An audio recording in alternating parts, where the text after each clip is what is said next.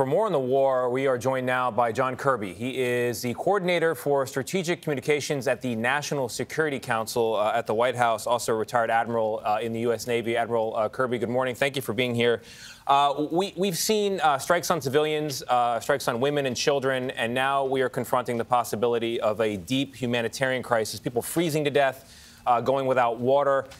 There's a perennial question for White Houses like yours. Is there a line here, or are we just going to let people suffer?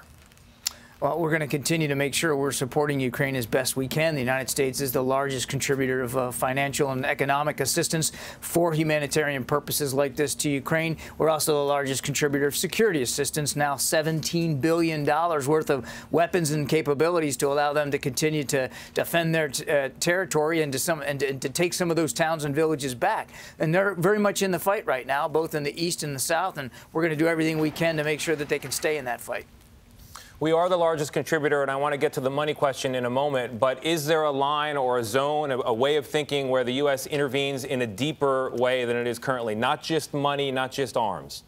There's obviously the president's been very clear. We're not going to put U.S. troops on the ground to fight in Ukraine. We are going to do everything we can, as we have now for going on 8 months, to make sure that the Ukrainian armed forces have what they need in the field. And that just isn't coming from the United States. We're also leading, literally leading and coordinating international efforts to get additional weapons and capabilities into their hands. Sometimes, in many cases, capabilities that they know better and can use faster than even the ones that we're providing from our own stock. So we're going to stay at this. You've heard the president talk about that. As long as it takes, we're committed to that.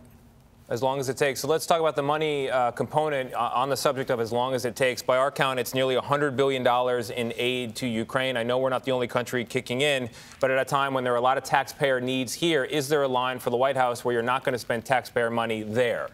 We have had great support from both sides of the aisle in Congress over the course of the last eight months. Terrific support. I think everybody realizes what's at stake here, which is more than just, the town of Kherson or Kharkiv or Sloviansk. It's really about this idea of sovereignty, and it's really about what the security environment in Europe is going to look like going forward. It has changed today, and it affects the United States and our national security interests because so many of our allies and partners are now in a different security footprint than they were before. We have 20,000 more troops on the European continent now than we did, again, nine months ago, 8 months ago. So we're working this very, very hard, and we're going to stay at it.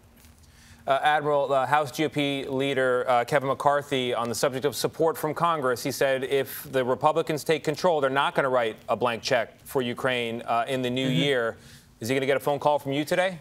This has not been about writing blank checks for Ukraine. This has been about bipartisan support in Congress to continue to make sure that Ukraine can defend itself and can stand up for its sovereignty, because that's really what's at stake here, aside, of course, from the literally hundreds of thousands of Ukrainian lives that have been affected by this war. So we've had great support. We're going to continue to work hand in glove with Congress going forward for additional financial support for Ukraine, and we're confident that we're going to be able to work with them to that end. All right, Admiral Kirby, thank you very much. My pleasure.